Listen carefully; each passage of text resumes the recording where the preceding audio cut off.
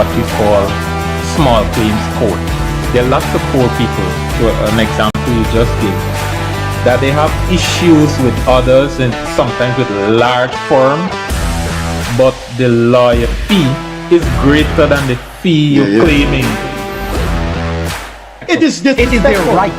Unlike the right that someone has, all our rights exist in context. What's the context of a second medical opinion? Because you're disrespecting the process. No. Jesus, this is common sense, man.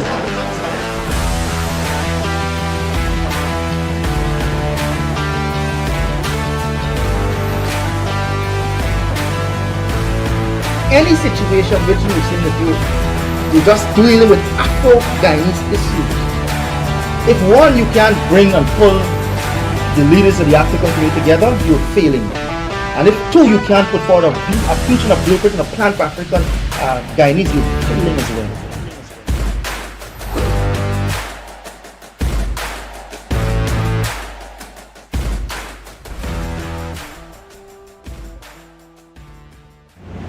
Pleasant Wednesday evening to you. This is the Freddie Kissoon Show.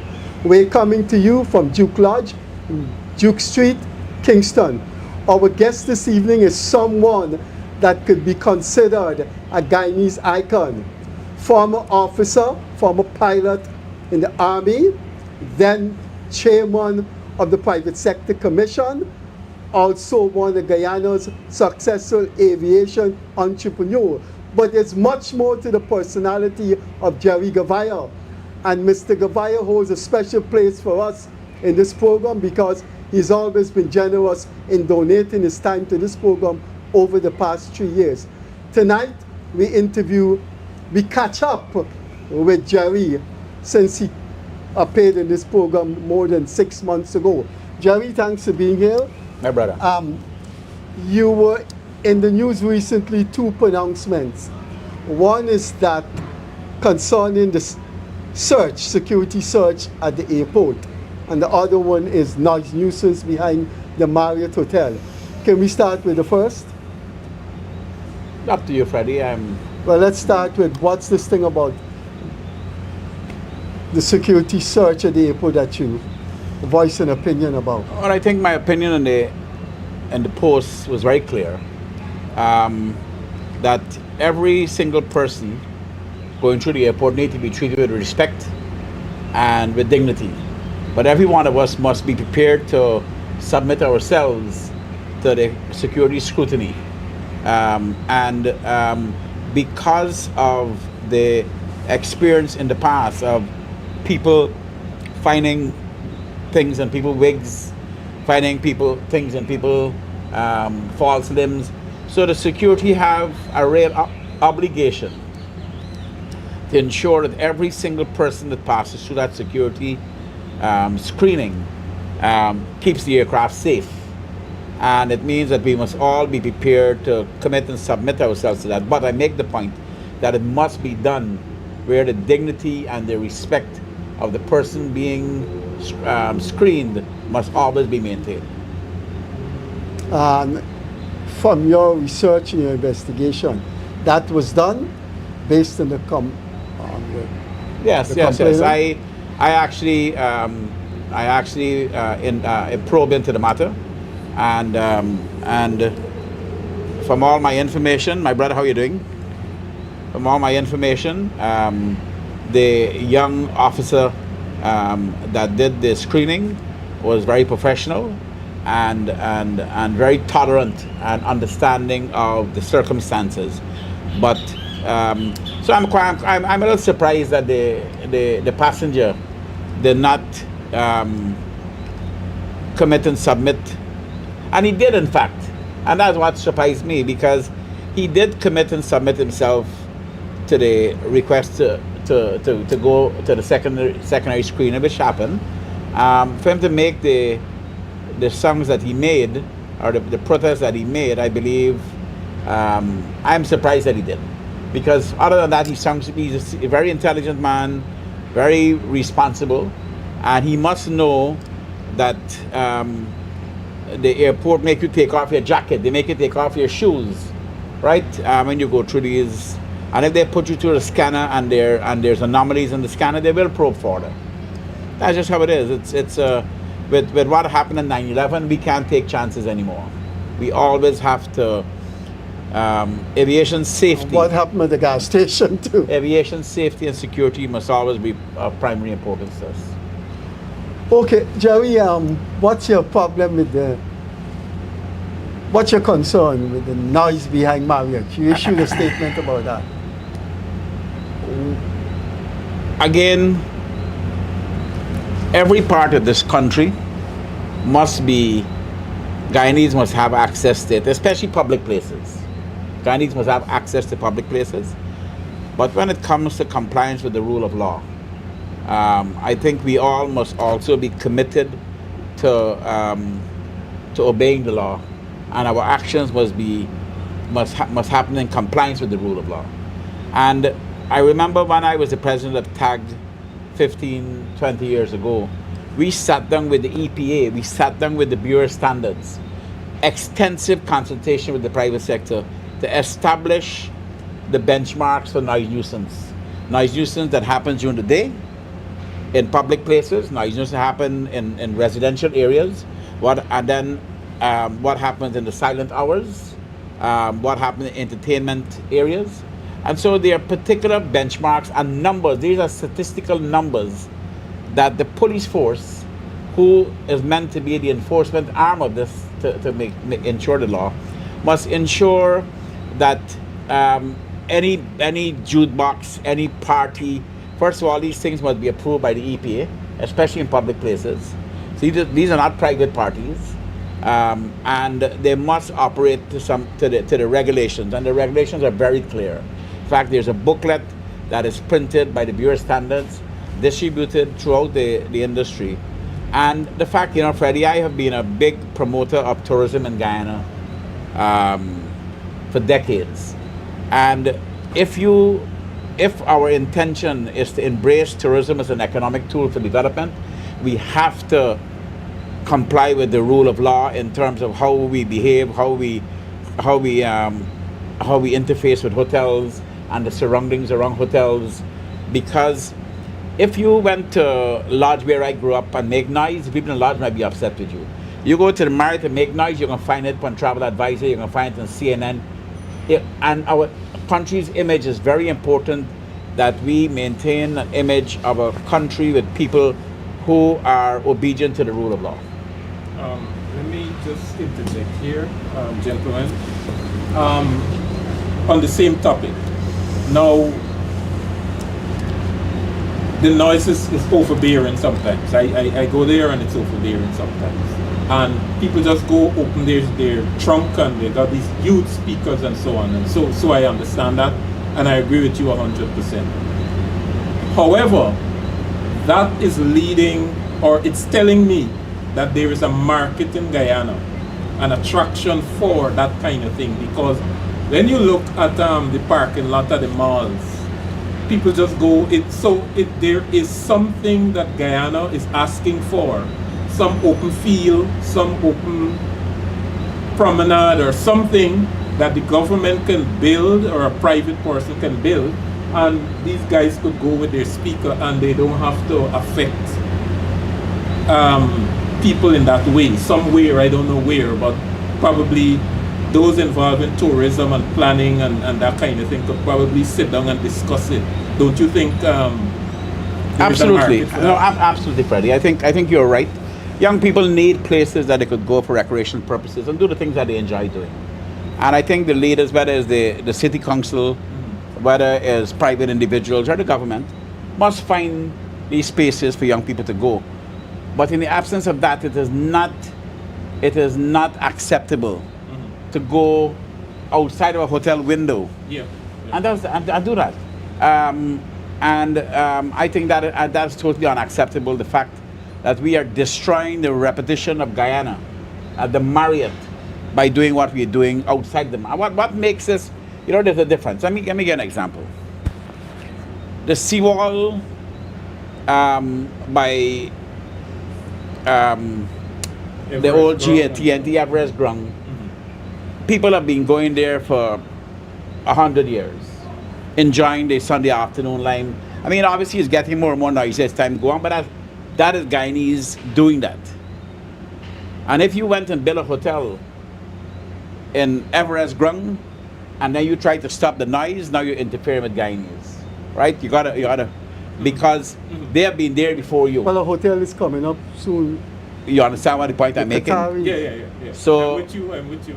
the Marriott, that beach out there was built by the Marriott. Before that hotel was built, that place was overgrown with bush. Yeah. It was garbage. There were vagrants sleeping there. It was a place that you never go unless you were going to look for trouble. And so that space was created the first time, in fact, because the Pegasus had their hotel forever. They never took advantage of the fact that they were so close to the ocean. They left it, right? Because of course they were surrounded by the seawall as well. The Marriott actually created that space. They've come and they loaded tens of hundreds of sand and clean it up, so that the tourists and the people who are coming there as visitors to that hotel. Now, it doesn't mean that Guyanese can't enjoy it either. Certainly there was no restriction of any Guyanese going there to enjoy it. But we cannot continue to allow the lawlessness and indecency. Well, I shift slightly from Leonard Craig, and I go into a philosophical argument. Young men need sex, but you just don't go up to a woman and say, "I'd like to have sex with you." You need enjoyment. You don't go in a parking lot where there are 8 houses, women, pregnant women, aged people, and you you open your trunk and play a speaker whose decibels are more than when you have a party. Something is wrong with you. You have to know when you open that trunk and the nature of those speakers, you're violating people's rights. But the point is, there's laws in Guyana decibel laws that lay that out. The EPA and the Bureau Standards, and the police knows it. Yeah. And so I am baffled. That's why the Minister of Home Affairs and the Minister of Tourism and the Police Commissioner and the EPA and the Bureau Standards going on would too long, allow man. this to continue. When in fact we have the laws, it's there, and it was there for decades. You cannot go into a private neighborhood and violate that. If you went, and even if you went into, so you have it for private places, you have it for public places, and it's all laid out for what could happen on a Sunday. How far could you play these noise from a church, from a school? Oh, it's all in there. And at a wrong international hotel, where we are No, keeping, you can't do that around. it's unacceptable. Look, in Canada, I lived in Canada. There are places where those bikers want to let off steam, but they go nowhere where people live. It's a huge, vast open space, and they do all kind of nonsense. What the government and the authorities have to do is to tell these young people that you cannot play that music in the middle of Patterson or Lusignan or Turkine, because people live there. But you know, my question, though, I hope you appreciate my question, is what is the alternative? The stadium. Where do they go and they need to? The stadium. Okay. Let's go to the stadium. They get access there. But if government have to be responsible for creating alternate spaces, then we must do that. Yeah. But right now, for example, the Marriott parking lot, I am told today that the Marriott parking lot is not controlled by the Marriott. I'm just told that Nissan controls it, and so they rent it out, which is ludicrous. How could we? Nissan controls that beach. That's the beach. The parking lot on the other side, where they have some on the other side. Where the energy conference now. Yeah. So to me, something is not right. Something is not right. If we are trying to develop an orderly society, and one where tourism is an economic tool for development, one of the pillars, we cannot allow this thing to continue. It's absolutely ridiculous. Absolutely ridiculous, Freddie. Gerry, I'm sure you know Stanley Ming personally. Stanley Ming's CEO, that gentleman's mother-in-law, is nearing her 90s. And until it was stopped, those guys used to go right opposite our home, which is my neighbor, at Movie Town Park. And the lady couldn't take it. One evening she vomited. Wow. So I see now something happened, and they're not there with the Movie Town Park. But every Friday, Saturday, and Sunday, it was an uncivilized descent. And the CEO of Stanley Ming Place, his mother-in-law couldn't take it anymore. But do you know, if you look at my Facebook page, I was shocked to see some very responsible people making comments about how the people in the hotel must put on headphones. The people who go and rent a room at the Marriott must put on headphones. And what the hell is wrong with Gerry Gouveia? He's a colonial master. And I mean, come on, guys, you know. And these are those people low lives. Guyanese. I don't care what people say. Yeah. I would call such a person. You book into a hotel, and you must wear thing because some low life got a speak in a trunk. And, I call those people low. You see, that's why I'm not on Facebook, you know. And it's not just that's why one, I'm not on Facebook. It's not just like one speaker, you know. I It's know. like a series of them, everybody playing something different and loud, and it's madness. It's just madness. Gerry, it's crazy. security advisor to the president 6 years now. They seem to bomb, I think on 2 occasions with some discovery of a number of AK-47. Yes. And the most recent one involved Venezuela, and people are feeling a little timid. Venezuela? Venezuelans. Venezuela. Yeah. People are feeling a little timid. I want to assure you, and I think I made a statement about this as well, that our security forces are vigilant, and these weapons are being discovered by our vigilant security forces. They're not being discovered by somebody else. So our forces are working hard every day, round the clock, 24 hours a day. So when you're sleeping, and then people who are worried, they must know. And in fact, you know, somebody made the point to me, if you look at our traffic policemen, rain or shine, they're on the road, they're doing their work. So people in uniform, those young men in uniform, whether it's the GDF, whether it's the police, whether it's KANU, they are working hard every day to protect us within the confines of what we have available. And the fact that our security forces were able to intercept these weapons and take them off the streets and prevent them from going where they were going that could have very well be harming people, I believe that they need to be congratulated for that and encouraged to continue doing the good work. So I would say to Guyanese that your confidence in our security forces need to be relaxed. You must understand that our security forces are there working every day.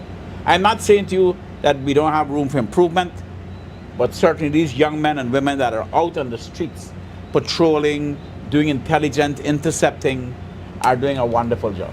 Should Delcy Rodriguez been wearing a brooch with Guyana as part of Venezuela? That couldn't be a mistake on her part. She had to know what she was doing. Well, you know, it's in front of the World Court at the moment. And I believe all of us have committed, us, and not her, but we have all committed to respecting the process of the World Court and to respect the results of it. She's out of order. And in fact, if you look, and if you had listened to the presentation that was done at the World Court, Freddie, there is absolutely no evidence that there was ever in the history of Guyana any Spanish occupation of the Essequibo region, none. In fact, Christopher Columbus came, sailed along the coast of South America, looked at the land and said, that land belonged to me. He never occupied it, he never touched the soil, he never came, never developed it. The Dutch is the first one that came here, walked on the soil and touched it. And then it was handed over to the British from the Dutch. There's no evidence, any evidence of any Spanish occupation. There's no names, there's no signs, there's no nothing. There have never been any Spanish occupation there scribbled. The World Court is going to make that decision, and we have all pledged to respect the ruling of the World Court. But she said that speaking on behalf of the Venezuelan government, she said they would not accept. Let me ask you this as a security expert. Is she any different when it comes to Guyana from Maduro? Oh, no, I would want to take it a step forward and say this to both of you. That Venezuelans, and I want to make this very clear, Venezuelans are not our enemies. The Venezuelan people have actually been very gracious and very, you know, in the 70s and 80s. Yes, they have. We had 70 or 80,000 Guyanese that left Guyana, that was running from hardships, And many went to born live there. in Portadales. Yeah. And they went there and they were welcome. They married Venezuelans. So probably more than any other place in this Caribbean, Venezuelans and Guyanese form families. So they're Guyanese, Venezuelan families with children on both sides of the fence. And Venezuelans have always been Guyana Venezuelans. So if you look at even now as we were facing the challenges, we have opened our arms at a high level of humanity. And caring to help them, and the Venezuelans are here, so they're working hard. Yeah. And so I see them on the Venezuelans street, yeah. are not our enemies, guys, and I want to make that very clear. That and it's unfortunate that the Venezuelan government is pursuing this aggression. You know, I make the point, Freddie, as a young pilot, many times I would be flying into the Mazun in my planes, and the Venezuelans would send their war jets into Guyana and violate our airspace and come and buzz my little plane with their planes. That to see that some of our Caribbean brothers and sisters sometimes embrace that when we have been at the tough end of this. But I'll tell you, I think it's the World Court will rule, and the international community will keep Venezuela in check. Leonard? You were an advisor to the president. Yes. Security Close advisor. is your interaction with Ministry of Home Affairs and the technical experts at Home Affairs? We work together on a regular basis. You're on the Defense Board? Yes. Okay. Now, there is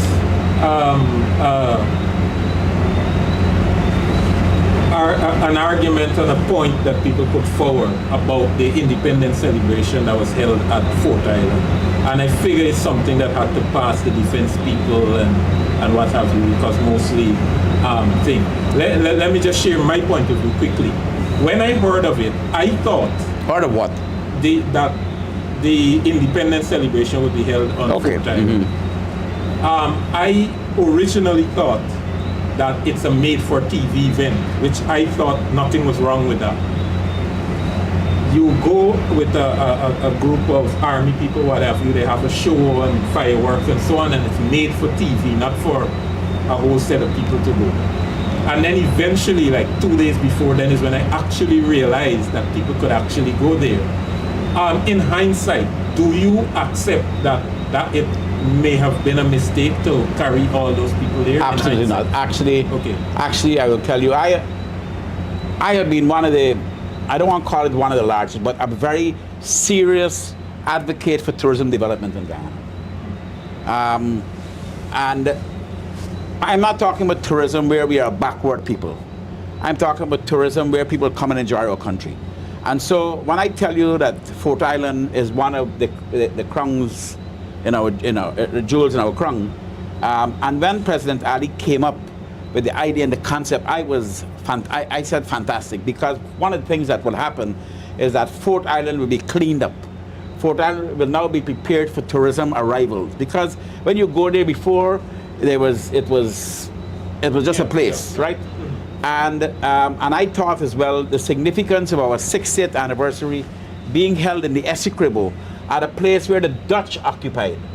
You remember, these things also have a significance of symbology. And so this is where the Dutch occupied one of the first places in Guyana, and we were now celebrating our 60th anniversary. The symbology of it don't pass me. And I'll tell you, I've heard all kinds of stories, but you need to go and see Fort Island today. It's fantastic. It's clean. There's walkways. You know, people could go there without the mosquitoes, and there are people living in Fort Island, and for them it was, their property probably went up tremendously. And I was there at that event, and I'll tell you, I mean, yes, some things went wrong, but I would say to you 98% of the arrangements were the ferries, when people were going, the ferries are clean, the ferries were air conditioned, people were, the whole venue was properly cleaned and laid out. The performance, the shows, the president's speech, the cultural events, Freddie, these things were world class. Unfortunately, we had the event with the flag. And those things happen many I'm just times saying, in right? other countries. And that kind of put a damp on it. Yeah. But the entire event was spectacular, and it catapulted our tourism industry to another level. You know, when people tell me, for example, they want us to somehow stay in the 1600s, and we must showcase, we must clean it up. And that's what we did at Fort Island. Fort Island today is clean, it's orderly. Things were, there were now walkways, and people could go now and take pictures, and it's very symbolic, very, very symbolic. Gerry, comparatively speaking, this is a very large country.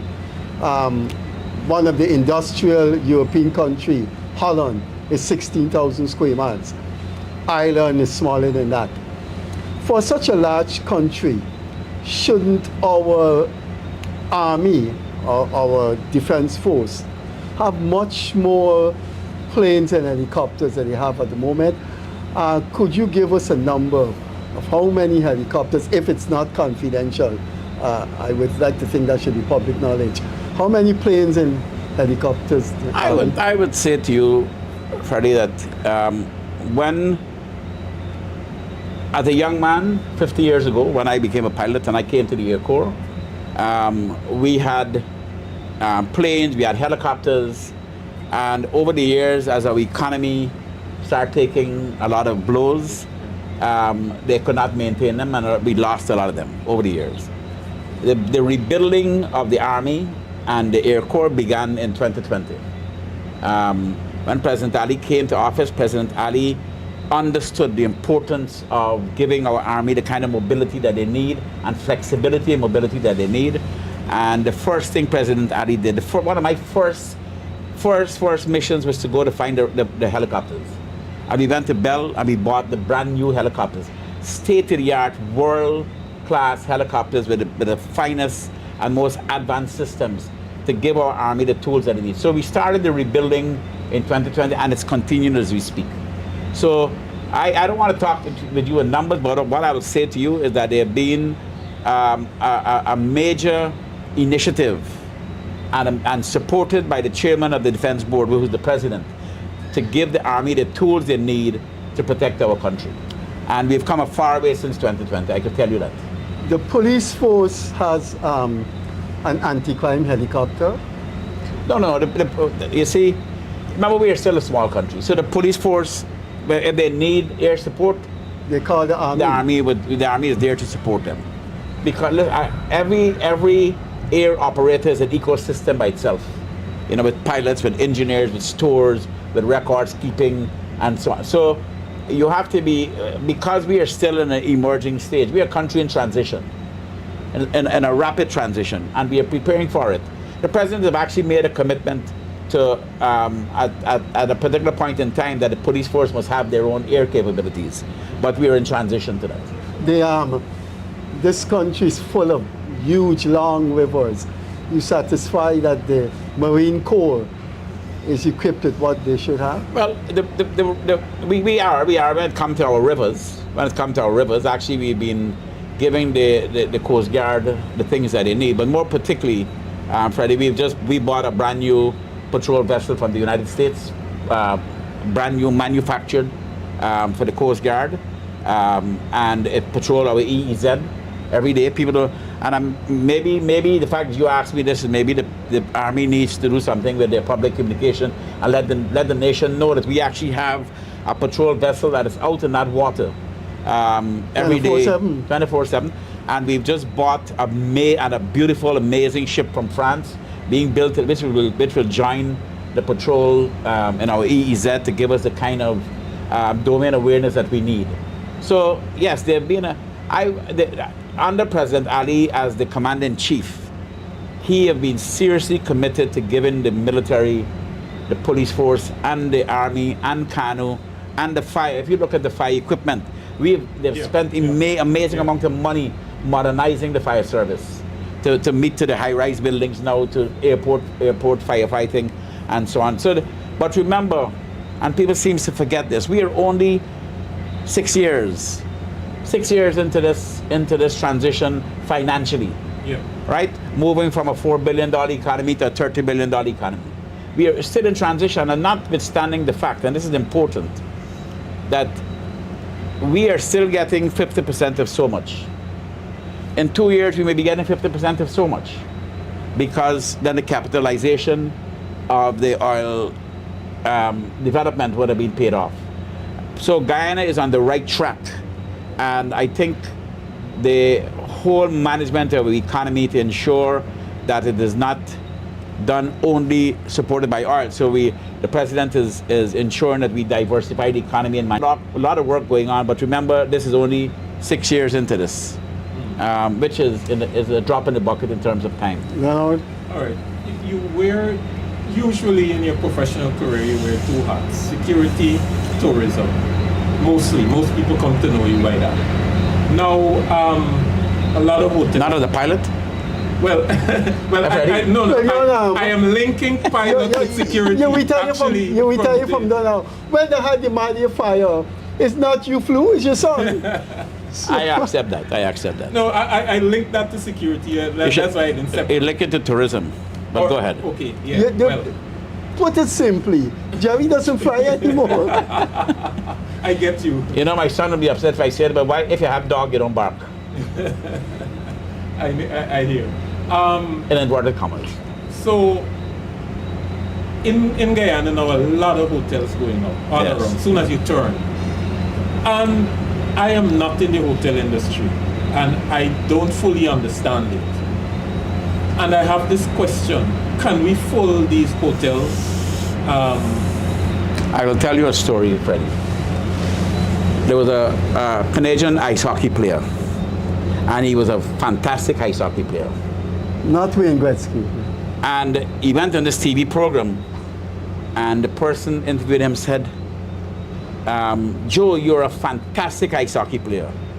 And he said, I'm not a fantastic ice hockey player, I'm an excellent ice hockey player. And the person said, what's the difference? He said, well, a fantastic ice hockey player goes with the puck, and he stays with the puck and fights his way. He said, an excellent ice hockey player anticipates where the puck will go and go and wait for it. So I will say to you, without taking a lot of credit myself, when Guyana was changing in 1990 and 1992, and I started to conceptualize Roraima Airways. And I remember when I started building Arrow Point Nature Resort, there were people even within my own team was asking, what are you doing this for? We don't have tourism, this is... And when I went to build my first hotel in Bel Air Park, and we're putting in these rooms, and we said, well, I was anticipating where Guyana will go. I was anticipating where Guyana will go, and I was taking the risk with that. So what you are seeing now, it tells you about the investor confidence of the trajectory where Guyana is going. And I think you should understand it like that. So the people who are building these hotels are not blind. These people have done their feasibility studies, they've done their financial projections, they're looking at Guyana. So I just said to you that today we are still getting so much. Okay. 50% of so much. 50% of so much, yeah. In 2 years, we get 50% of so much. In 2028, do you understand what will happen to our country? And with investors pouring into our country. And so hotels is a good sign. And I remember when we were building the Marriott the first time, I went on a program myself and Ashley Singh, and there are some people who are saying they're going to make it a hospital and it's terrible. And this. And I made the point. You see brand name hotels like the Marriott and the Sheraton, those things have a following in the world. People follow the Marriott, they follow Air Canada, they follow American Airlines, they follow these brand names, and where they go, people go. Now, tourism, people underestimate the economic impact of tourism. And you think about it, Freddie, if we had 1 million people visit our country every year, and each one of them spend $500 US or $1,000 US. You're a political scientist, you're not a mathematician, but calculate that and you'll see the kind of money, the kind of revenues you're talking about. 1 million people by $1,000 a person. And those 1,000, when they come here, they have to have a hotel, they have to have things to do, they have to go to Kaichua Falls, they have to go to, right? They have to have good hotels to stay in. And we have to create the issue of conference. We have to be a convention country, a country that creates conventions and conferences and hotels. And we need to build the spaces. We can't market Guyana as a tourism destination, and we don't have the capacity to take care of the people. So when I first became the president of TAC back in 1996, we were talking about 100,000 people a year. Today we have about 1 million people a year coming into Guyana annually, and climbing every day. I think President Ali projection is 3 million people. Places like Portugal, for example, they got 10 million tourists. Barbados got 3 million tourists, and Jamaica got like 5 million tourists. So they far outnumber their populations, and economic tourism is the highest employer of human beings. So on top of what is happening in the construction industry, tourism is going to become one of the greatest places for our young people to get jobs. And that's why we are building the hospitality school in Region 6. This is a world-class hospitality school. So young people coming out of school could now go to that institute, and they could be trained in all the facets of tourism, and then make the decision that this is where I want to be. What happens now, we would employ people in our hotels, at the airport, and these are young people who don't really know if this is what they want to do. So they come and they start to work, and after 6 months say, no, it is not what I want to do. But so we are now preparing the population with this tourism institute that will train young people that will now go to man that tourism industry in terms of service, in terms of housekeeping, in terms of front desk, in terms of bartending, in terms of the kitchen staff, the chefs, and so on. But it is going to be one of the greatest employment of Guyanese, tourism. And we have to prepare ourselves for it. Staying on the tourism thing, and the same hotel and so on. A lot of the hotels coming now are big name hotels. We got the Marriott, Brand names. Big name also, big and brand. And they're quite expensive in Guyanese terms. And even our local tourism, going on a day trip to Kaieteur and so on, most ordinary Guyanese can't afford it. Don't you think it's time there is some sort of intervention that allow Guyanese to be able to freely partake in all of this, share, feel that they have a share in all of this, the tourism and everything? Absolutely. I agree with you. Mm-hmm. But maybe you could help me, because take a plane, for example, that got to go to Kaieteur Falls. So the planes that I just bought, Technums, they carry 9 passengers. The insurance for that plane is $12,000 a month. $12,000 a month. The plane is $3 million, so the mortgage on that plane is $35,000 a month. And then you have to put in the fuel, then you have to pay the pilots, and you have to do the maintenance. And so when you calculate that, it comes up to a particular figure, and it comes up to how much the cost is per hour. You divide it by the seats, so you come up with a number. If the owner for that airplane do not come up with that number, but sells it below that number, he can't pay his mortgage, he can't pay the insurance, he can't buy the fuel. And so the question is, how do we bring the cost down? And I'll tell you how. You bring the cost down if you start bringing bigger planes, right? Then you have economies of scale. So if you have a 50-seat plane, but then you need a big runway at Kaieteur Falls, and then you have to be cognizant of the fact that Kaieteur Falls is a national park with a fragile ecosystem, that if you start putting tens or hundreds of people into Kaieteur Falls, how you could destroy the ecosystem. So you have to balance it. I'm not saying it can't happen, but I'm saying that you need to have the professionals sit around a table and discuss that. But in terms of prices, you see, our tourism is different from Barbados. Barbados, you land at the hotel, you drive 10 minutes into the city of Bridgetown, you walk to the beach. That's their tourism. Our tourism, you got to get in a boat. You got to get in a vehicle, which is expensive. You got to get in a boat. You have to go in the interior where to get food and move food stuff. There's an expense, right? So there's a particular cost. But I will tell you that competition, Freddie, is very stiff in Guyana. So people who want to go will look at Baganara and look at Arrow Point and decide which one. And so Baganara and Arrow Point have to be conscious that the guest is looking at these two places, and we have to compete with price, because the person will come not only because of the experience, but because of the price. And so there's stiff competition in the aviation sector. There's no monopoly in this industry. the private sector is competing with each other, and that is what's keeping the prices where it is. So there's no predatory pricing going on here, because if you predatory price, you'll be knocked out to the market. Craig's point goes back to a remark the previous U.S. ambassador made, Sarah Ann Lynch. She said that it's cheaper to fly to Florida than it is the ticket costs more to fly to Kaito than to Miami. And out of that, a silent discussion emerged, and it didn't hit the public airwaves. How do you feel if, to satisfy Craig's yearning, that this country's loveliness, its pulchritude, must be enjoyed by people? Do you support, and it's an idea that was once came up, and I think Ogle didn't too like it. What about if the army or the government, Ministry of Tourism, have these packages where people from South Georgetown, people from the countryside, could go to visit Kaito? Would Ogle find that too competitive? First of all, let me come back to your comment you made about Sierra and Lynch. And I don't believe that Sierra said that it would be cheaper to go to Miami than to Kaito. I think she was talking about Trinidad, because the flight to Miami is like maybe $600-700. The flight to Kaito, I think, is $300. But there's a big difference. There's economies of scale, and anybody who understands mathematics understand you're talking about a jet that carry 150 people to a plane that carry 9 people. So 9 people got to cover the cost of this flight as against 150 people covering the cost of that flight, and even to Trinidad. So until we could get bigger planes, here what will bring down the price is this.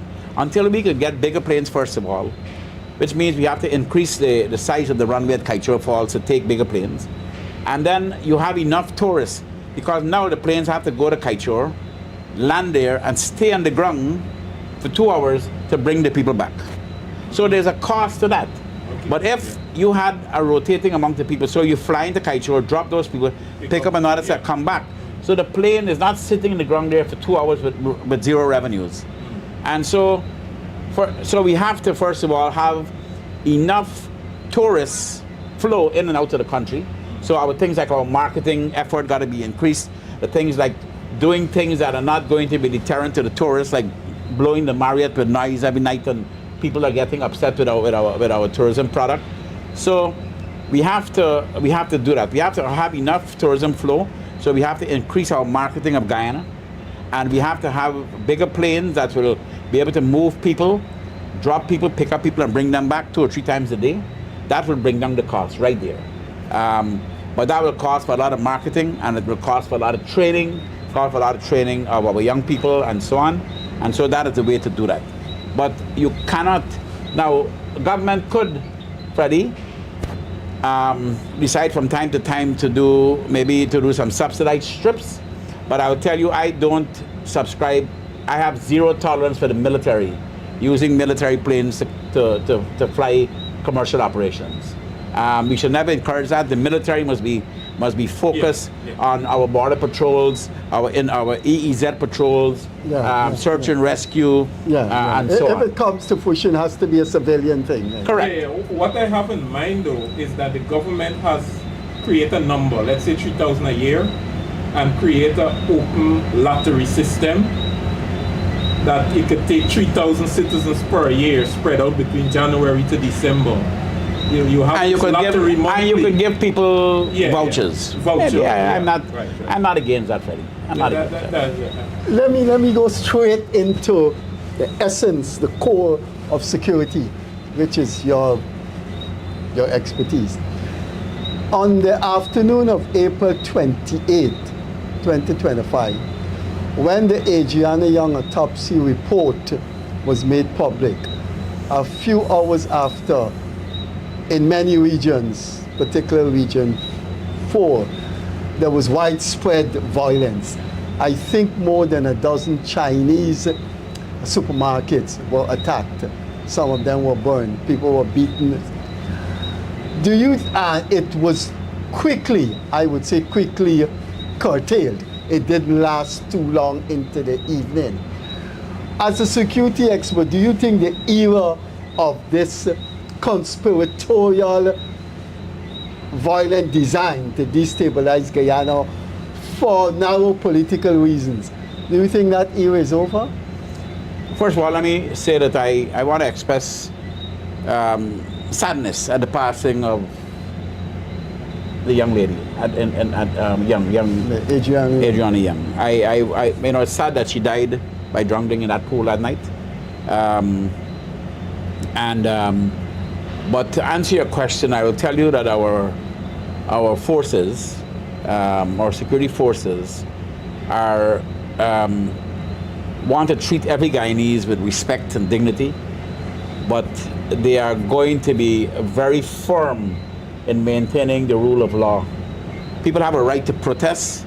People do not have a right to destroy public property, to interfere with other citizens of this country or businesses.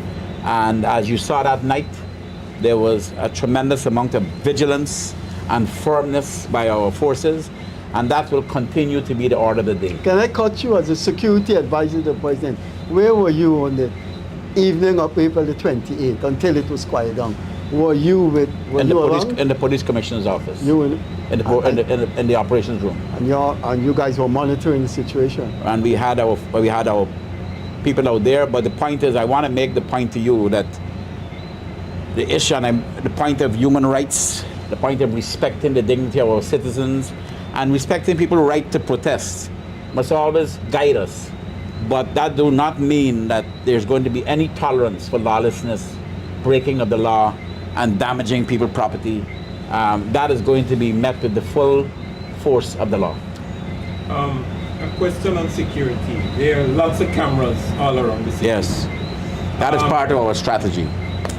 Do they all work? All work. Is there a maintenance program that works? Not only a maintenance program, but there's also a 24-hour monitoring of those cameras, and they're in every region.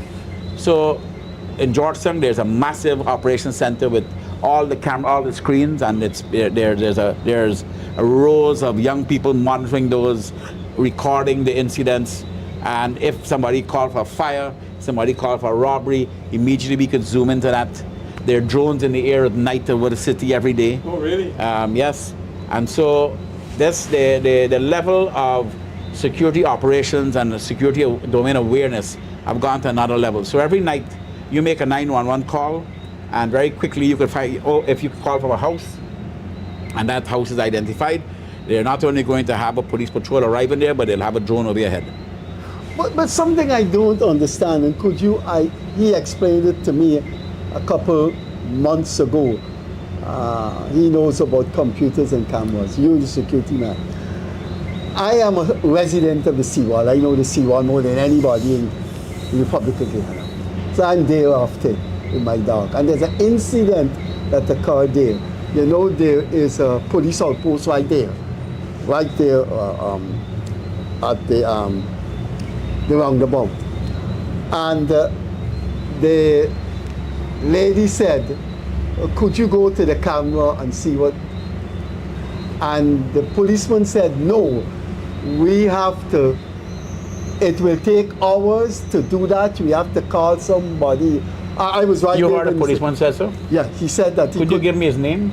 No, I know him. And his number, because that's nonsense. Yeah, within seconds, if that matter is reported, our command centers could identify those issues and deal with them. Yeah, I was there when, and that's why I bring up the question and he to was him. in uniform? Yes, it was in. And I disputed. I asked him. I disputed that because. But you say it takes. There's a delay process. No, right? the delay will come in the request, not in the technology of the recording. The delay comes in the request because. Yeah, you said you got to go through this. Buddy, if you pick up the phone now, yeah, and you call and something happened right here, Young Street, I guarantee you we will have the footage of it within minutes. Yeah. Any part of the city, and in Anna Regina, in Linden, in Bartica, these cameras are deployed. These cameras are a big asset to our law enforcement agencies. Let me ask you this. There is somebody jumped the red light and hit somebody, and there's a big argument the traffic cop comes, could he ascertain that man absolutely, absolutely, right there and absolutely. Well, not there and then. Like he said, you have to make the request to the command center. Now, Freddie, it wouldn't take hours. No, but in fairness, obviously it depends on the gravity of what the request is, because remember, a lot of things are coming in, so these things are prioritized. If a murder happened, or as against a traffic accident, it will be prioritized. Right. But I'll tell you, so long as the cameras are all over, the cameras are being monitored, and like I said, there are also drones in the air. And now the police are walking. Every policeman are mandated to have their body cams. So those body cam footage is being coordinated with the drone footage, is being coordinated with the street cameras, and so there's a tremendous amount of cross-fertilization that's happening now. Our law enforcement today is by far a lot more sophisticated than it ever was. Well, I encountered a policeman. I had an argument with him. There was a function at Everest, and there was no police. It was just madness on the streets. And I had an argument with him, and his thing wasn't on. Yeah, well, he didn't put it on. We do have some policemen that are delinquent with that, but they have an SOP that says when they're doing their job, it must be on. And you as a citizen have a right to ask them to put it on. If they come to confront you, have a right to ask, say your body cam is not, because that has been a directive. So you as a citizen have a right to ask them to put it on. We have 6 minutes remaining, Greg. All right. The new building at Brickdown, that will become the overall police headquarters. Isn't this fantastic? No, Freddie, have you seen that building? Yeah, of course. Yeah. I wrote about it in one of my articles, Of and I course. said, for me, Robeson Ben is my champion. I mean, Sorry other to call. How people, much elevators it has inside? A lot. other people may have. Oh, not. Freddie, you want contributed numbers, man. You want numbers of planes and helicopters, no elevators? So, Numbers are important. I It talks like about that. it. So that will become the police headquarters. No, they can't replace It will be part of it. Ivlery. It'll be No, part of it. Ivlery will remain the police headquarters, right? And they just did a 4-level building there. No, It just trying can to be- sort It will be a out mix. what It'll be a mix. It'll be a mix. It'll be a mix. Okay, But it is going to be a some major. people It is will going be to. It is modern. It is probably going to be one of the most modern police stations and headquarters in the Caribbean. Is it confidential to say if the crime chief office will be based there or Ivlery? The man Freddie It's want not numbers, now necessary. you want location. But my wish though. No, that can be public knowledge. My though. wish though is The that crime it chief- would have to be public knowledge. Is that another building like that is built by the seawall at Ivlery? That would be my wish. That The Ivlery thing is already completed. You want me to tell you my wish? My wish is that all the lands along the seawall should be converted to tourism. And police headquarters and GDF headquarters should find another location. Those things and GDF. Those things were put there a long time ago before we have been embracing tourism as an economic tool for development. Our waterfront is lovely. We have not been capitalizing it.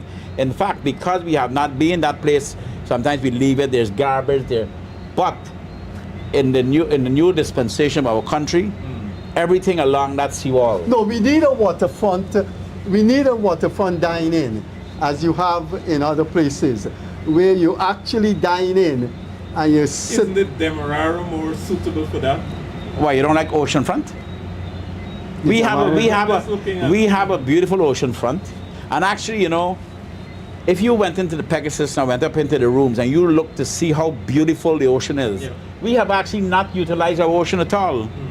We have always built away from it. And even when the Pegasus built the first hotel, the Marriott is the first one. When you go up and you look at that ocean, you look at it now, it's wonderful. So if we really are embracing tourism as an economic tool for development all over the world, oceanfront is... Food for thought. I never thought about. We winding down. Let's forget about Gerry Gouveia, the entrepreneur, Gerry Gouveia, the security. Let's talk about Gerry Gouveia, the man. Couple years ago, quite a number. I was told that you used to eat black pudding in Pike Street. Kitty, was that? I used to go to Compton Cook-Up. Yeah. Compton Cook-Up. No. Really? Yes, No. I was a Compton Cook-Up man. You Right, can't no. beat that. No. Have you lost that common touch? Because not of the mentality of Gerry. It's one thing I like about you. You're an ordinary man. You mix with anybody. You don't got no ears and bones about you. But because of the job, you lost the Compton syndrome. No, man, I still go to. When I see black pudding. Boy. Now we David. Hey, listen. They have a black pudding place on Sheriff Street, and there's a franchise in Giftland Mall. Fantastic. Yeah, I know the black pudding place. Black pudding. I know the and black sauce. pudding place in Thing, but I don't know which one is Sheriff Street. They got the right in Sheriff Street. It's very close. It's close to Sheriff Street. There's a caravan and they sell wonderful black pudding. Where is Sheriff? Wait. I don't want to song like David Hines, but as a man like black pudding. Well, I don't eat black pudding, but sauce, white pudding, and so. Sauce is amazing. Yeah, give them a chicken foot sauce any day. Yeah. And it's amazing. No, Freddie, I came out of national service, and so I like my cooker price and my. Well, I'm talking about your culinary preferences. I'm just saying I thought about your lineman habits. No, my lineman habits came about from Lodge House in Ski, where I came from, and never changed. You still have those lineman habits. You drop in a German and take a split pea soup. Yeah. Yeah. Well, my friend owned German, so I have to go. If not, he don't talk to me anymore. Oh yes. Yeah. Orlin is a fantastic guy. If I don't go, he got in the private. He's something for the private sector. No, he's in the private sector commission. He's a fantastic. He's one of our fantastic young entrepreneurs. Yeah. Amazing young man. He needs you to guide him. No. He's good. He's good by himself. I'm very proud of him. Yeah. He works very close with my son in the private sector commission. So you're enjoying 6 years of being advisor to your office. You have an office at the office of the president, right? I know the last time you were here, you told us on this show, I didn't know what it was like getting up 9 to 5. I own my own business. I do.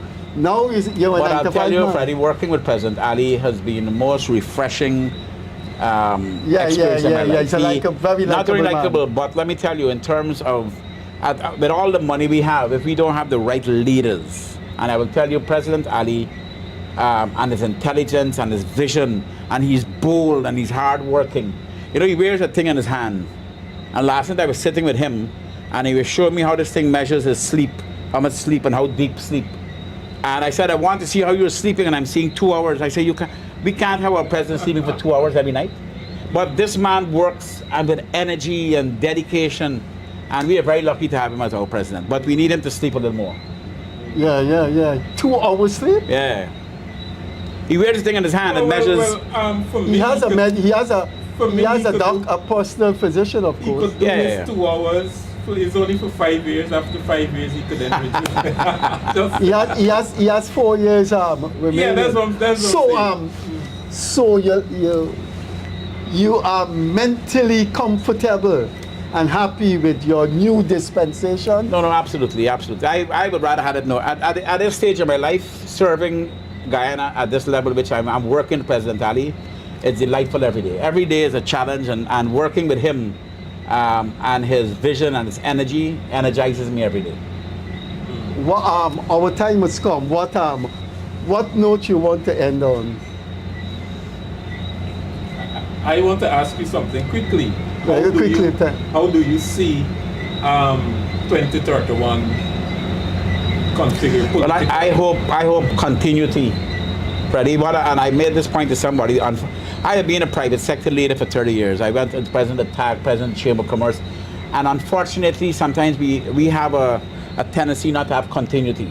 So I serve as president, and then another man come in and he changed things, and I'm hoping that when President Ali comes off in 2031, that the new administration comes in, there's continuity. We gotta go. Final question, just couple seconds. When last you had cook-up? Today.